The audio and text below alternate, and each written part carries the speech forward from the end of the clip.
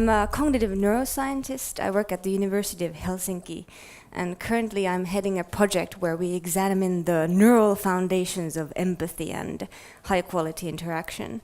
And we're especially interested in whether we could make empathy work in a better way also in online environments, and whether we could somehow teach machines to understand human emotions in a better way.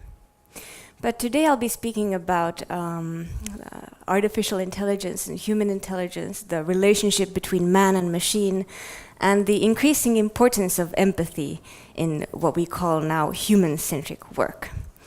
But first I'd like to start off with a story.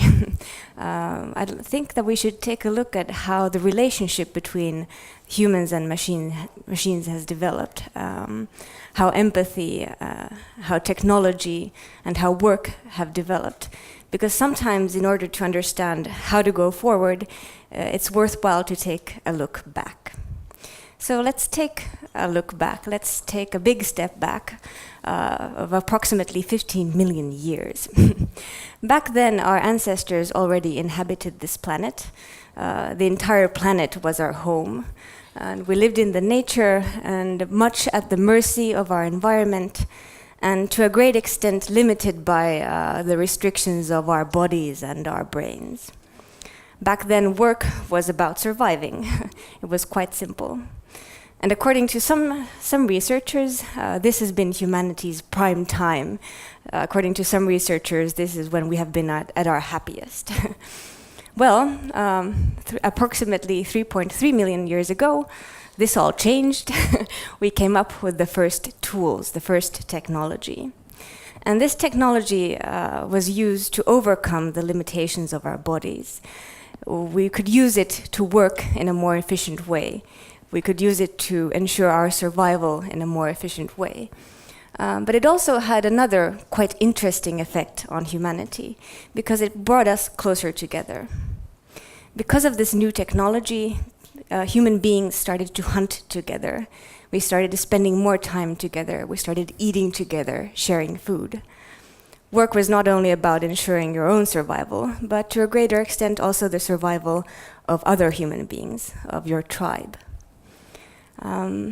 This, in turn, this increased interaction led to another advancement. Interaction became a way of overcoming the limitations of our brains.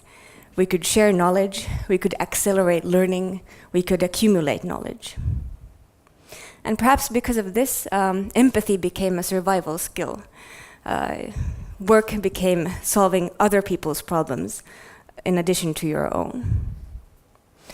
And approximately 12,500 years ago, another great technological advancement, another great innovation happened.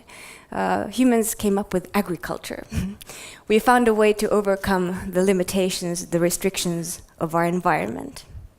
This, in turn, again increased interaction. It brought human beings closer together.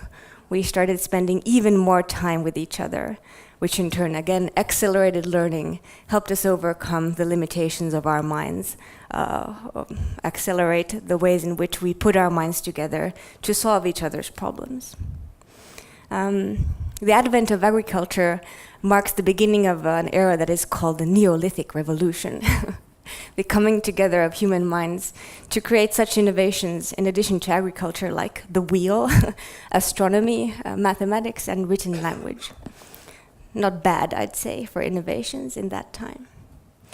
And of course, human innovation, human learning, acceleration of learning didn't stop 12,000 years ago. Ever since, pretty much according to the same formula, we've come together, put our minds together, and created tools that truly help us overcome the limitations of our brains, overcome the limitations of our bodies, and overcome the limitations of our environment, even our entire planet. And why? Why do we create these tools? To a greater extent to solve the problems of other people in addition to our own. So work is technologically aided problem solving, and the origin of work has always been other people, ensuring the survival of ourselves but also of our entire species. But at the moment it seems that for some reason, we have begun to fear the tools that we've created. We've begun to fear technology. We fear that technology will erase work altogether, even erase humanity altogether. But if you think of work as originating from other human beings, then that entails a pretty positive message, because if work is solving the problems of other human beings, responding to the needs of other human beings, then I guess as long as there are human beings on this planet, there will be work. Because if there's one thing I'm certain of, it is that work or problems, human problems and human needs are abundant. When one problem is solved, typically 4 new ones have sprung up already. When one human need is met, human beings come up with new needs, or we can come up with new needs for human beings. So I propose that work actually doesn't change. It's a very persistent phenomenon. It has existed for as long as humans have existed, and it will continue to exist for as long as we inhabit this planet. So I guess that's the good news. Right now it seems that there is a growing interest in human-centeredness at work. So even though work has always been solving the problems of other human beings, even though work has always been a human-centric problem-solving activity, right now we're super interested in either the people for whom we work or in the people who do the work, who solve the problems of other humans. We speak about customer-centric design or human-centric organizations, human-centric work. I guess one of the reasons why this is happening, why human-centeredness is such a big trend, is the way that technology has altered our environment. We're more connected than ever. According to one study, the links between people, or the internet has caused the links between people to decrease from 6 to 4. So previously it was thought that all the people in the world are connected by 6 handshakes. It might be that the internet has decreased this distance to only 4, which means that you know someone who knows someone who knows someone who knows someone who knows Donald Trump. That's a nice thought to have in the background. It also means that this increased connectedness also means that competition has increased. And when competition increases, customers become really picky. They start to demand services and products that respond to their specific needs, to their specific responsibilities. And I guess this is one reason why empathy is also such a big deal at the moment, because the better we are at understanding how the needs of 2 different people are different, and the better we can respond to these different needs, the better we can understand the customer whose problems we're trying to solve at work. Another reason for the rise of this human-centeredness might be the ways in which technology is altering how we use our minds at work. And to a greater degree, we are creating tools that can kind of take over some tasks, some cognitive tasks that humans used to excel at. And I've been thinking about what would be the best kind of division of labor between artificial intelligence and human intelligence. And this is what I've come up with. I propose that these are cognitive skills in which we've lost the game, in which machines surpass human intelligence. And it might be slightly an uncomfortable thought that these are actually all the cognitive skills that are measured by our typical IQ test. So I guess, we can all go home. The machines are already more intelligent than humans. Of course, intelligent action, intelligent problem solving is much more than what the IQ test is able to measure. Intelligent action is always a combination of understanding the human needs, the human problems you're trying to solve, and utilizing the technology that we've created that helps us kind of support our minds, support the functioning of our brains.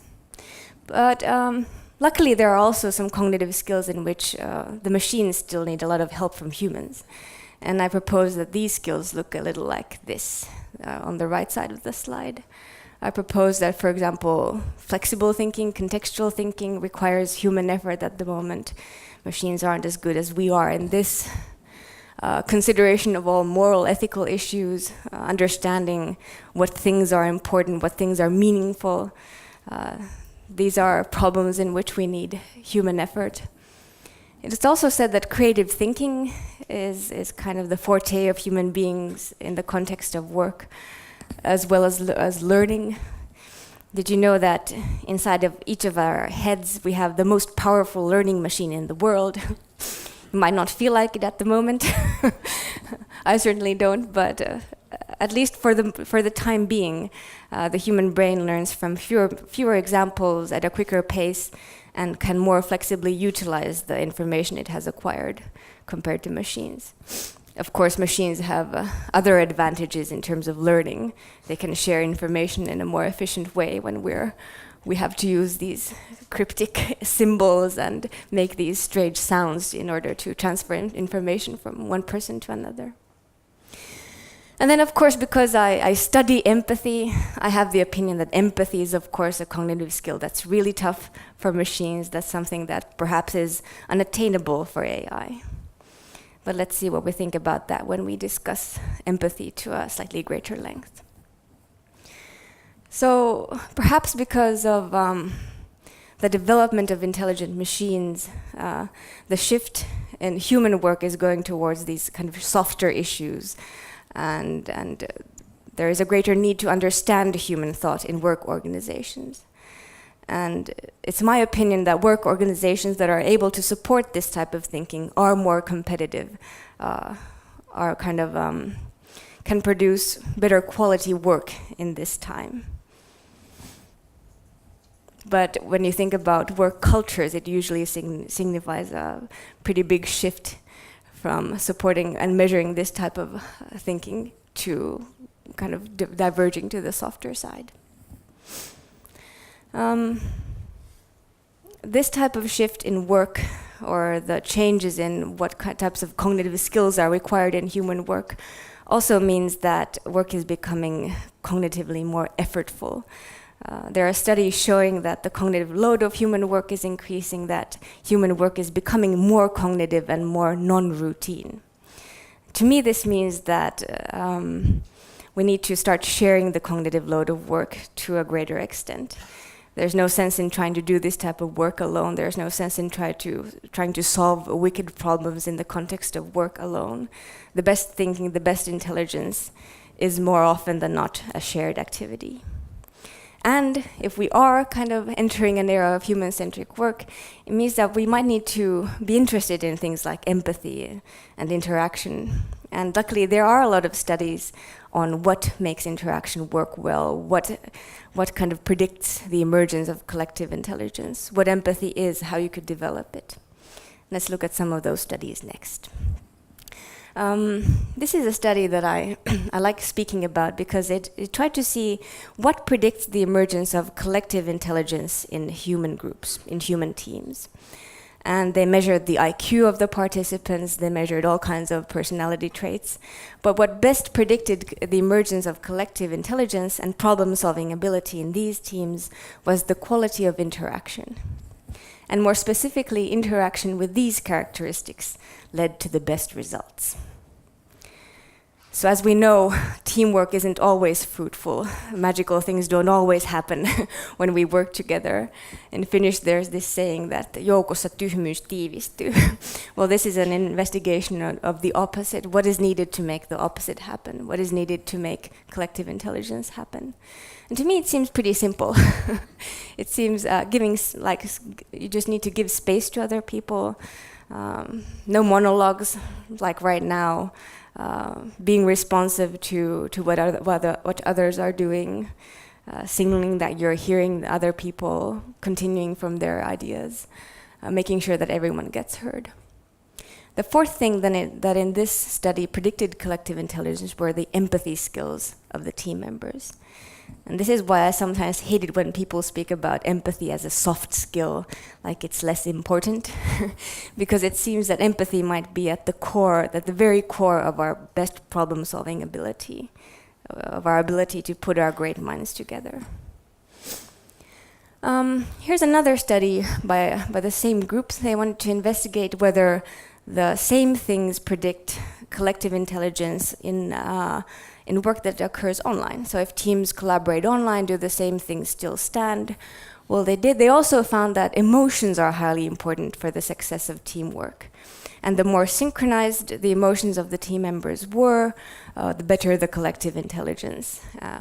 And they also measured emotions on a kind of very biological level. So if they found that people were equally excited or equally calm, this also led to collective intelligence. So emotions might be an often overlooked but increasingly important factor in what makes teams work together and what predicts the quality of our problem solving. And here again, the empathy skills of team members were an important predictor of collective intelligence, so also in online environments. Now, the first study said that it's important that if we want collective intelligence to emerge, it's important that everybody gets a turn to speak. Well, this isn't, of course, always the case. I think it depends a lot on context. And that is what the next study found. They investigated how teams perform in the game called League of Legends. And here they found that the equal opportunity to speak was not correlated with collective intelligence. So things aren't always as simple as we'd like them to be. But even here, positive emotions were better. Toxic behavior didn't correlate with collective intelligence. And even here, even though their hierarchy was beneficial, you didn't need to listen to everybody's opinions to be collectively intelligent. Empathy was still important. So empathy seems to be kind of the thing that is important in any context, in any joint problem-solving activity. Sometimes when you need to make decisions in a matter of seconds, for example, you just simply don't have time to listen to everybody's opinion. So I don't think that hierarchy is always a bad thing. It can sometimes be fruitful. Sometimes it's good to know what the chain of command is, or at least in League of Legends. So if empathy is such an important thing, if it might be the skill that underlies our potential for collective intelligence, what is it? Typically people think that empathy is it's a feeling, or it's a more or less stable characteristic or a personality trait. Some people even consider it a character flaw, like a weakness. But the neuroscientific viewpoint on empathy is slightly, perhaps, more boring. In neuroscience, we view empathy as a collection of mechanisms that allow us to connect with other people, that allow us to understand what other people think, how they feel, that allow us to share experiences, to experience, for example, other people's feelings as our own, and mechanisms that allow us to act in an empathetic manner. Now, the mechanism that it's important for understanding how other people think and feel is called the mentalizing network of the brain. So the mentalizing network is active when we kind of put ourselves in another person's situation, put ourselves in another person's shoes, try to imagine how they might act, what they might think, how they might feel. A better name for the mentalizing network in my mind would be just your imagination. So it seems that your imagination is a very important empathy skill, which would then in turn mean that your imagination is a very important work skill, at least in human-centric work. But I've yet to see a development program for personnel that's focused on enriching employees' imagination or seeing imagination as a recruitment kind of demand. This is also one reason why I think it might be difficult to teach AI to be empathetic, because then it would require an imagination and the ability to kind of investigate the fruits of your imagination, a type of self-awareness. The mechanisms that allow us to share experiences are collectively called neural resonance. I think it sounds very fancy, but it just means that we have mechanisms that don't really understand that you and I are two different people, which is pretty cool. So if you move, my motor cortex or some cells in my motor cortex become active. If you fall down and hurt yourself, the pain areas of my brain will activate, or if you smile, my smile muscles will automatically activate. So we have mechanisms that allow us to experience other people's experiences. And typically this experience sharing or resonance is a foundation of how we understand each other. So typically sharing experiences, experiencing other people's feelings leads to understanding, leads us to imagine how they might feel and think. Sometimes the combination of these two leads to empathetic acts. So let's say you fall down, I see you getting hurt, I share your pain, which leads me to understand that you're not in a comfortable situation, which might lead me to act in an empathetic manner and help you up or something after you've fallen down. So the three facets of empathy are interconnected, but they can also function individually. For example, if a person has a lot of psychopathic traits, specifically the mechanisms of neural resonance are disturbed, but the mentalizing network is okay. And this combination kind of allows for a very callous activity because the psychopath can fully understand how other people think and feel, but when their pain isn't contagious, it allows for really terrible behavior towards other human beings. It might also be interesting that there are studies showing that power, being in a position of power can decrease your ability to understand or share experiences. There's at least one study showing that kind of C-level executives, or they measured the brains of C-level executives who were viewing photos of other people getting hurt, and they found that their brains didn't respond as much to other people's pain as the brains of people with less power. Don't know why that would be. And there are also studies showing that the higher your socioeconomic status, the poorer your empathy skills. And then they did this pretty cool study where they divided people into groups of 3. And then they just like randomly decided that now you are the boss of this group. And then the subjects, they had some sort of discussion task. And in the middle of the task, somebody brought 4 cookies onto the table. So 1 cookie per person and 1 extra cookie. And most probably the person who had just been named the boss of the group would eat the extra cookie, and in a very lavish manner, you know, chewing with their mouth open and crumbs all over the chest and so on. And what scientists take this to mean is that having power or gaining a position of power means that you might not need other people as much as if you had less power. So, and when you don't need other people as much, you kind of become desensitized to social signals, which might decrease your ability for empathy. But it's also an interesting finding if we are thinking about how to increase empathy, because it might mean that being equal or these kind of artificial positions of power are not the thing to create in your organization, or not a thing to create in situations where you want to understand, where you want to experience empathy. The mechanisms that allow us to act in an empathetic manner, they kind of reward us for kindness. It seems that our brains are in many ways rigged so that we enjoy helping other people. For example, they did this study where they wanted to find out how people behave towards each other when self-control is not physically possible. So in order to do this, they kind of shut down the parts of the brain that are responsible for self-control. They used a strong magnetic pulse. They wanted to see how people behave when they just aren't able to control themselves, how they behave towards other people. And what happened was when self-control was impossible, people became more generous towards others.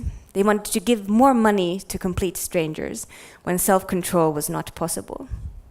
Now that's an interesting finding, because we usually think that people are inherently selfish. That if we lose self-control, we act in an impulsive and very selfish way. But the scientists who did this study, they took the result to mean that selflessness and generosity is kind of the default state of the brain. And if we want to act in a selfish way, that is what self-control is needed for, to kind of stave off these natural selfless impulses. I think that's a wonderful finding, and I choose to believe it.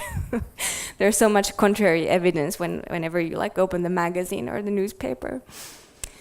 But in sum, empathy is a collection of mechanisms that allow us to have skills with which we understand how other people act, how other people think and feel, that allow us to share experiences, experience other people's feelings as our own, and to act in an empathetic manner. Here's one more mechanism that we propose is related to empathy.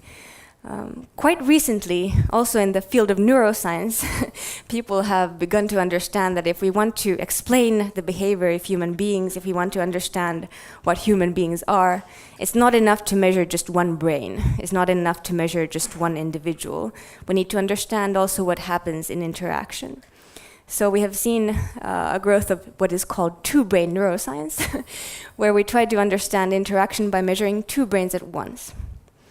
And what scientists have found is that in some situations, we can really become synchronized, that the rhythmic activity of our brains can become synchronized. And currently we're doing investigations that try to find out whether this matters, whether being in sync with someone else's brain leads to better interaction or more fruitful outcomes of collaboration. But we don't know yet. But we propose that this synchronization is part of the neural resonance, that it's important for kind of sharing experiences, being attentive to each other at the same time. So how does this all work? How does empathy work when we interact online? Or if we want to design, for example, digital interaction environments? It seems that these digital tools we have created have terrible flaws in terms of empathy that make it sort of easy for us to act in a psychopathic manner towards each other. So for some reason, empathy becomes inhibited at times in certain contexts when we interact online. And our research group thinks that the main flaw is this, that when interaction is text-based, like it is to an increasing degree, we have very few tools, we have very poor tools for conveying emotion information. And when we rely on poor tools such as emojis for conveying emotion information, a gigantic part of empathy or empathy mechanisms gain too little information to function properly. So if I don't gain information about your emotions, I can kind of act regardless of them. If I don't gain information about your emotions, it's more difficult to understand, are you being sarcastic, or is this really important to you or not? It's also easier to say terrible things, because if I say terrible things and it hurts you, I don't get information about the pain. The pain doesn't become contagious, which makes it easy to act in such a manner. Now, in terms of team collaboration, if empathy becomes inhibited in online environments, it might be a problem because, as we saw, empathy is an important thing for collective intelligence to emerge. So it might be that disregard of emotions, thinking that emotion information is not that important, and building systems that don't provide ways of conveying emotion information leads to detrimental effects on interaction quality. Well, is there something we could do? How could we improve empathy, for example, as individuals, as experts? And is there something we could do about the lack of empathy in online environments? So lastly, let's take a look at empathy as a skill. First, empathy doesn't always go well. Empathy or empathic understanding isn't always correct. When we interact with others, we make a lot of assumptions on what they are like, what they might think, how they might feel. And sometimes we are really inaccurate, especially if we have very little information about other people, especially if we're interacting with people we don't know. So to improve empathic accuracy, 3 things are needed. Firstly, if we want to be empathic towards someone, we need to be attentive towards them. And attention allows us to be present, to gain a lot of information that we need in order to share experiences, to put ourselves in another person's shoes, to act in an empathic manner. So this is the first thing we need. We need attention that allows us to gain information of another person. The second thing that is needed, and where I think that empathy, especially in online discussions, usually stops, is the motivation to understand another human being. So we might be attentive, we might gain a lot of information about the other person, but we might have no motivation to understand, which is, of course, where empathy stops.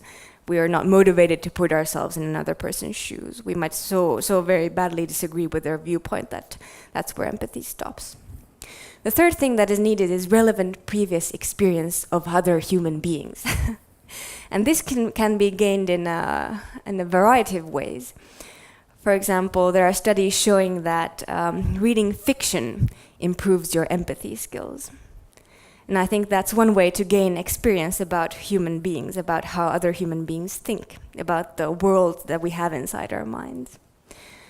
But just to put it simply, the more you interact with other people, the more you interact with different people, the easier it becomes to put yourself in another person's shoes. So these, if you want to improve empathy, I think I'd start with this 3 easy steps for improved, enhanced empathy.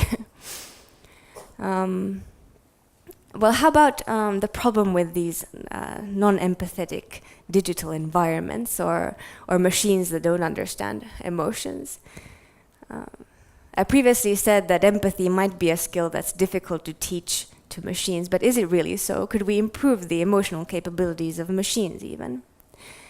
In order to kind of fix what is wrong with digital environments and how they inhibit empathy, or in order to teach emotional intelligence to machines, we need to make emotions measurable.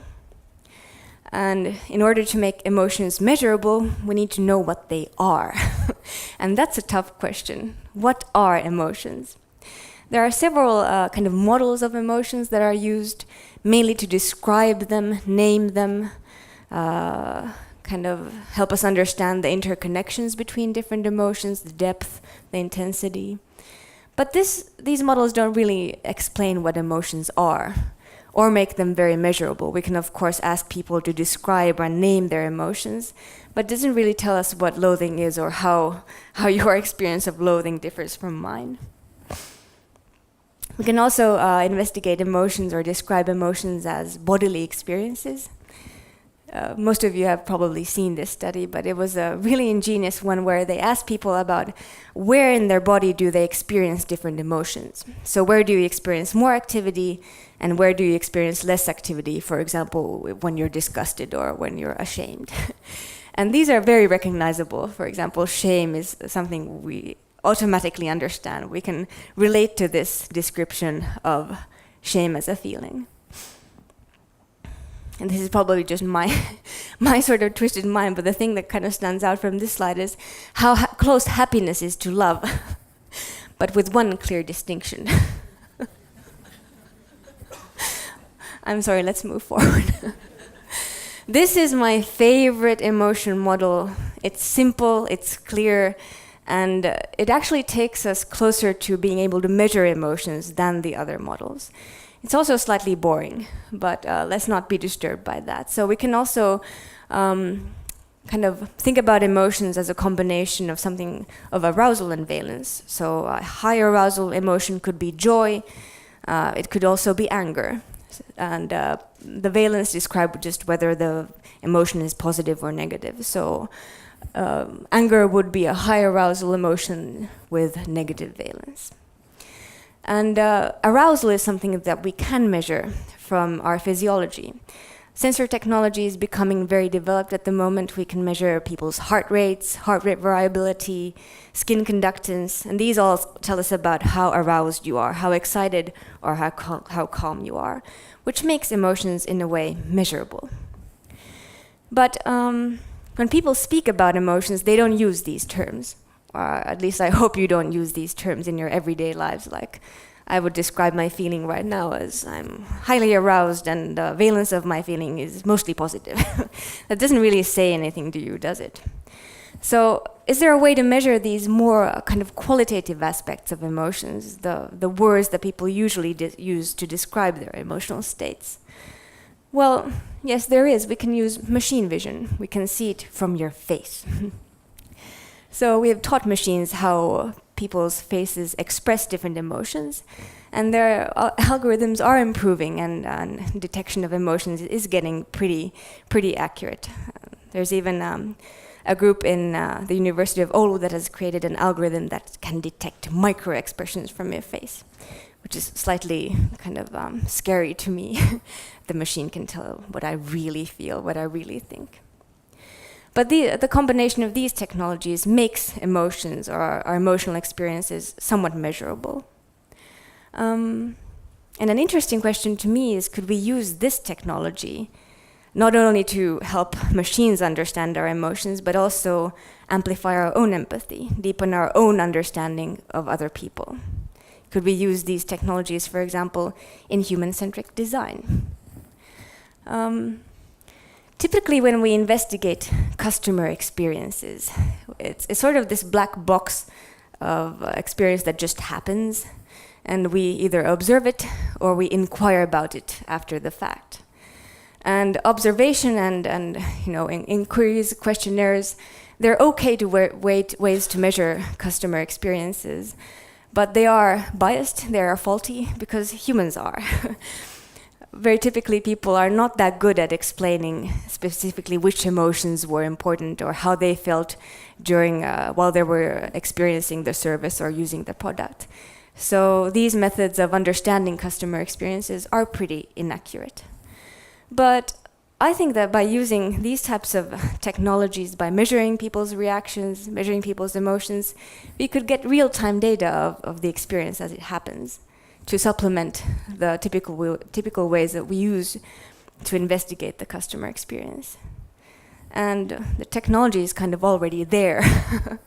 The only thing is that we discover a fruitful way to use it, to supplement our understanding, to deepen our empathy in the situations in which we really want to understand what other people are feeling.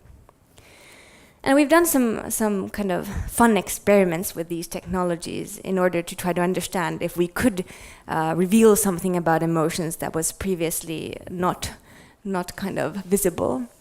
So for example, we did this thing with the Olento Art Collective at the Sideways Festival in 2016, where we had cameras looking at the front row of concert audiences at a couple of stages. And then we trained an algorithm to detect emotions from people's faces. And then we trained the algorithm to kind of create this digital sculpture that changed in shape and color according to the changing emotions of the concert audience. So in essence, people could go into this container and see how people are feeling at stage 1 or 2 at any given moment.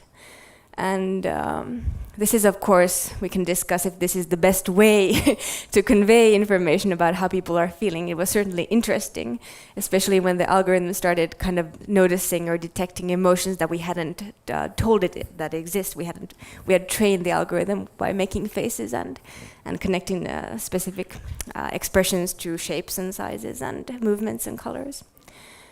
But by using the same technology, you could, for example, have an app where you could see like, oh my God, the beer tent is there. People are really happy at the beer tent, number 1. Let's go see what's going on at the moment. Or people are really sad at stage 2. I wonder what's happening. It could already be possible. I showed a picture of some bananas with electrodes a few slides back, and the reason is this. We attended this festival for music and technology in Barcelona last spring.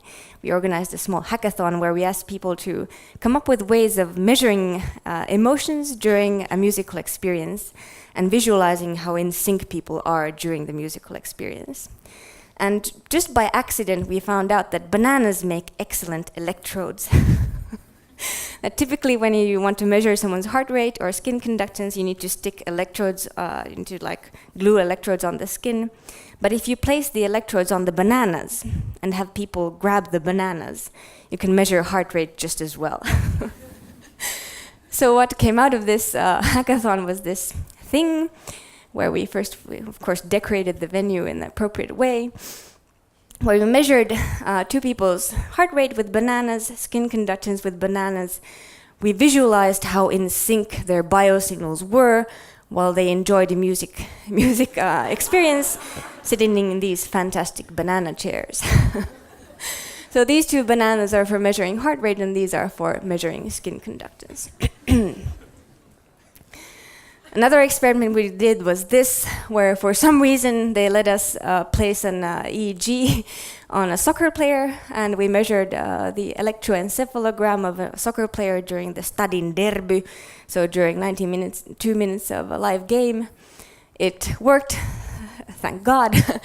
And we created this application where people viewing the game at home could see the changing emotions of the soccer player, kind of detected from his EEG. So that was a way to kind of amplify or bring emotion information to where it was previously lacking. And we all know that the experience when you view the game at the stadium versus when you view it at home on TV, it's very different. Why? Because when you're at the stadium, the emotions become contagious. You get a lot of information about emotions in that situation, but at home it's just pretty much lacking. But you can use this technology, kind of amplify that in a pretty neat way. So these are just kind of preliminary fun experiments we've been doing, but at the moment we have this research project where we're trying to see whether we could actually use these technologies to support empathy, for example, in teamwork that occurs online, in helping understand customer experiences during customer service, for example, or in kind of human-centric design in testing user interfaces, user experiences. But we're still pretty far from an empathy-enabling internet. We're still pretty far from having your laptop fully understand your emotional experiences. So is there something we could do while waiting for the technology to become empathy enabling? Well, the first thing we can of course do is consider our own empathy skills. In the situations in which we want to experience empathy, are we attentive? Do we have the motivation to understand even people with very different viewpoints? Do we have enough information about other people? Do we have enough experiences? But something we can also look at is the structures within which we operate. And in my mind, the work organizations within which we operate guide our activities, guide our thinking in many different ways. They contain structures that can either inhibit or support empathy, for example. And to me, this is a prime example of an organization that in many ways inhibits empathy. And if it inhibits empathy, it probably also inhibits collective intelligence and diminishes the capabilities of high-quality problem solving, which might explain, the kikkyminuutit that we have at the moment. The more you think of this, the more kind of unnerving it gets. But consider this work organization. It's based on competition, which very effectively destroys empathy. It highlights group differences, which kind of dehumanizes people working in this organization, which very effectively destroys empathy. And if you think of this interaction structure that occurs in this room, it highlights monologues. Not everyone gets a chance to speak, and people are non-responsive. I once had a discussion with one of the representatives, and he said that the best place for collective intelligence within this work organization is the cafe, where people kind of let go of their roles, let go of the typical structures within which they operate, and they just meet and they interact with each other as human beings. So I guess in terms of increasing empathy, increasing our potential for empathy, increasing our potential for collective intelligence, at the moment we need to think more about what inhibits empathy. And there are some aspects of our digital tools that do that, but I think that there are some aspects of our very old tools that we still use that also inhibit empathy. Everything that dehumanizes others is an obstacle. And I think that we would gain great advances by taking a look at these structures, taking a look at what separates us, removing that and meeting each other as we always have, it's humans to humans.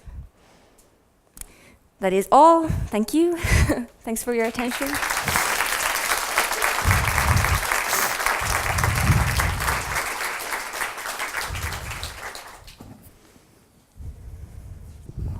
Hi, thanks for the great speech. Is there the empathy, is it always like a positive? No. Or is it also used as exploitation? Yeah. And well, is it research, is it always thought that, okay, this is empathy in a positive perspective, or? In research, we just regard empathy as a cognitive skill or a mechanism of the brain. And empathy can, of course, lead to terrible things as well. you can say that psychopaths are very empathetic. They have very good skills of understanding how people think and feel, which allows them to be manipulative, and so it doesn't, of course, always lead to good outcomes. I think that empathy is a skill among all other skills, so you can use it for good or bad outcomes, or good or bad kind of intentions. Hi. Would you have some good examples of organizations which have implemented empathy in their processes and organizations, and in that sense become more successful?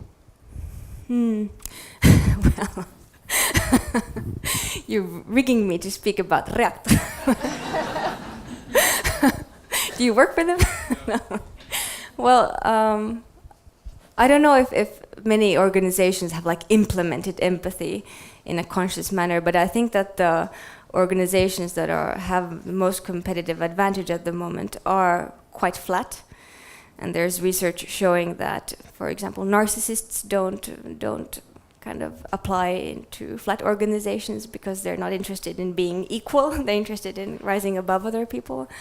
And I think that an organization that permits kind of free interaction, that promotes equality between employees, is also more responsive. It's more agile in this day and age where things change rather quickly, which then kind of secures success. And I think that the most competitive organizations at the moment are flat, and in flat organizations, empathy is more probable. Let's say it that way. Hi, thank you for an excellent presentation again. I've been reading Harari's book Homo Deus, which is very, very interesting, but it in my mind makes a pretty grim argument, basically saying that human beings are algorithms, and you could say that empathy is an algorithm. What would you say, and what's your counter argument for Harari's statement? Well, can you explain how human beings and empathy are algorithms? Yeah, because he argues that human beings are algorithms, and in that context, empathy is just another algorithm. What does that mean? You could deduce that. You could create sort of algorithm and sort of how empathy works, or what kind of program that is. Yeah. Well, I think that, the human brain is a complex organism, and complex organisms, complex systems are ones where you can't ultimately know how it will behave. And I think that if it's an algorithm, then we can kind of predict how it will behave, and we can always predict the outcomes of how the algorithm operates. So to me, I think Harari should read something about complexity. So you'd say he is not very empathetic then? Well, he probably makes a good point. I haven't read the book, so I'm kind of try not to comment too much. I think that if he's making a point that if empathy is just an algorithm, then something we can teach to machines. Ultimately, I think the question that needs to be approached is about consciousness. Because if you think about the mechanisms that allow for empathy to happen, for example, emotion contagion, if we wanted to create AI that's exactly as empathetic as human beings or has the exact same empathy mechanisms, then it would need to have a subjective emotional experience. And emotions would need to be contagious, and it would need to have the ability to self-reflect and understand what these experiences mean. But then I don't know if it's important if we can teach an algorithm or if we can teach a machine to act in a way that seems empathetic to us. Doesn't really matter whether it's conscious or not, whether it truly understands, for example, what death is or so on. Exactly. Okay. So we're approaching very philosophical questions here. We are. It's a difficult book for me. So. Yeah, but for example, they've made this version of the Now robot that is able to kind of conduct a funeral. So they have taught it what the priest needs to say at a funeral, but it is yet to be hired for a single event. So there might be something like, do machines know what it's like to die or what death means, or should we teach them what it means if we want to create an ultimately like empathic machine?